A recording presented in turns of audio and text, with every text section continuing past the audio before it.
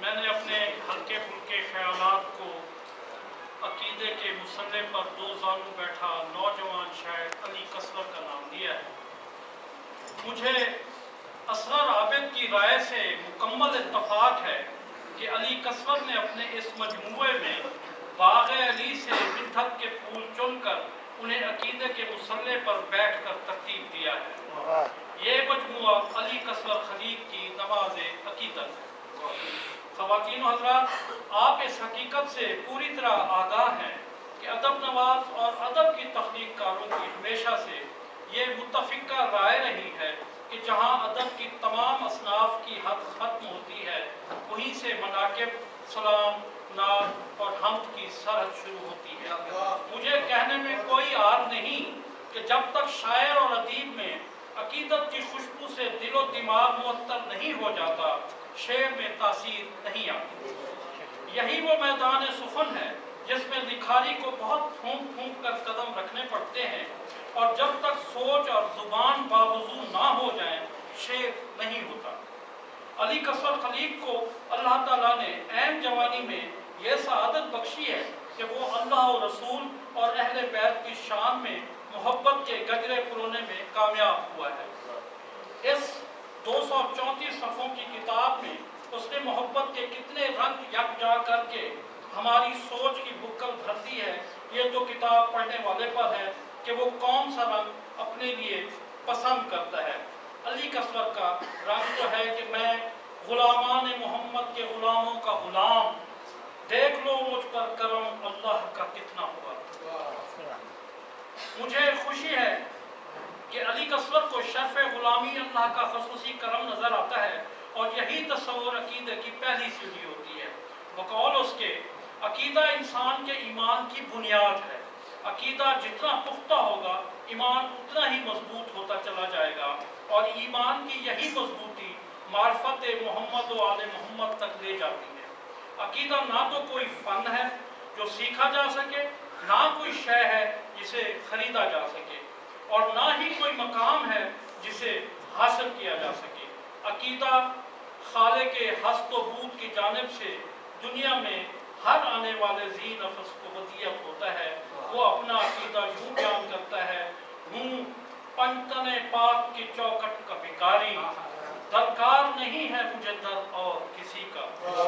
خواتین و حضرات، رسائی شاعری کا مجموعہ عقیدے کے مسئلے پر خلیق پبلیکیشنز نے اشاعت کے زیور سے آراستہ کیا ہے، اور غالباً اسی ادارے کے زیر اہتمام شائع ہونے والا یہ تیسرا مجموعہ کلام ہے۔ اس مجموعے کا سربست نہایت دیدہ زیب تو ہے ہی، کتاب میں شامل آراء نے اسے اور بھی خوبصورت بنا دیا ہے۔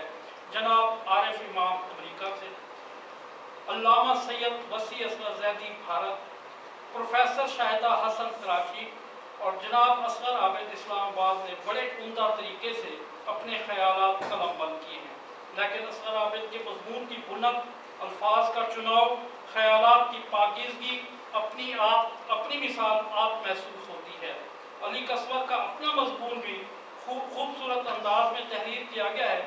فلیب جناب انجم خلیق، جناب شوکت رضا شوکت ملتان، اور نوجوان شاعر نور علی نور کراچی نے قلم بند کیے ہیں۔ جناب انجم خلیق نے اپنے خیالات کو پسر تمام کنن کا عنوان دیا ہے۔ وہ لکھتے ہیں کہ خیر اندیش لوگ جب کسور کو منبر خطابت، مسند شاعری اور حلقہ ماتم میں عشق علی میں سرشار ثبات کلی کے ساتھ موجود، محب، مصروف، مستعد اور نمایاں دیکھتے ہیں، تو بے اختیار مجھے اس کی نظر اتارنے بلکہ اتارتے رہنے کا کہتے ہیں، اور میں فیصلہ نہیں کر پاتا کہ نظر پہلے اتاروں یا رب کا شکر پہلے ادا کروں، یا دونوں ایک ساتھ۔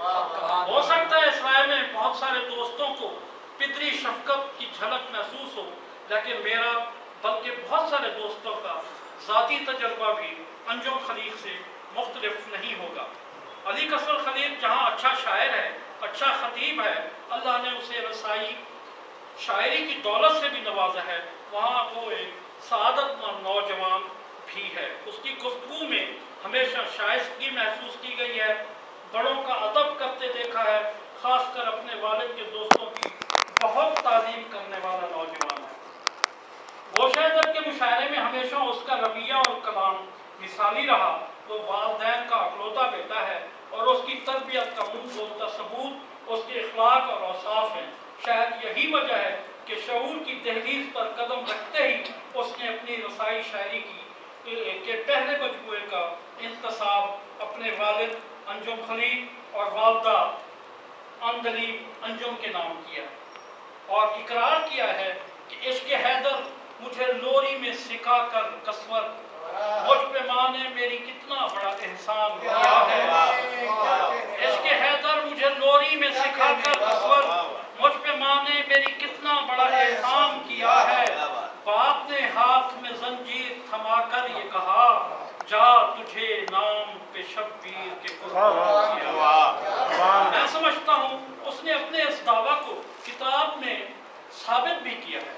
खूबसूरत हम से मजमूए की इब्तिदा की है, फिर नाते मुबारक, मनाकिब अली, सलाम बहदूर जनाब सैयदा खातून जन्नत सलामुल्लाह अलैह, हज़रत इमाम हसन अलैहिस्सलाम, हज़रत इमाम हुसैन अलैहिस्सलाम और दीगर खानवादे रसूल के जिगर गोशों को सलाम और मोहब्बत के फूल बखेरते हुए उसने अपनी किताब को मोतबर किया और ख्यालात को मुअत्तर किया है। बिलाशुबा अकीदे को मोहब्बत का तड़का ना लगा हो तो लफ्ज़ मुर्दा रहते हैं, बेजान और तासीर से खाली महसूस होते हैं। लेकिन अली कसवर ने जितना कलाम किताब की जीनत बनाया वो साहिब दिल और साहिब अकीदा के लिए बहुत इत्मीनान का बायस है। कुछ शेर देखिए, हमसे एक मैंने शेर लिया, ये भला बात इख्तियारी है, सांस लेता हूँ शुक्र बारी है। नात का एक शेर है, जिसने दिल में इश्क अहमद का दिया रोशन किया, जान लो फिर उसका सीना वादिये सीना हुआ। मनक़बत हज़रत अली से एक फ़िक्र को मेरी तरावत बख्श दे नाम अली, और दिल तस्कीन पाए या अली कहते हुए। बीबी सैयदा कायनात के लिए उसने कुछ लफ्ज़ चुने हैं खुशबुए गुलिस्तान रिसालत फातिमा ज़हरा, जवाज़े रौनके नखले इमामत फातिमा ज़हरा। हज़रत इमाम हसन के लिए फरमाते हैं कि हे और सीन सहा नून निहायत, इस नाम के हरफों में अली बोल रहा। हज़रत इमाम हुसैन के लिए फरमाते हैं कि इस्लाम की बका की ज़मानत हुसैन है, जिसको फना नहीं वो हकीकत हुसैन है। ख़वातीन हज़रात, अली कसवर खलील अकीदे के मुसल्ले पर दो जानू बैठा, सलामतियों की दुआएं मांगता और मोहब्बत मोहम्मद व आले मोहम्मद में डूब कर बाग़ अली से बिथन के फूल चुनकर हमारी रूह की तस्कीन का सामान मुहैया कर रहा है।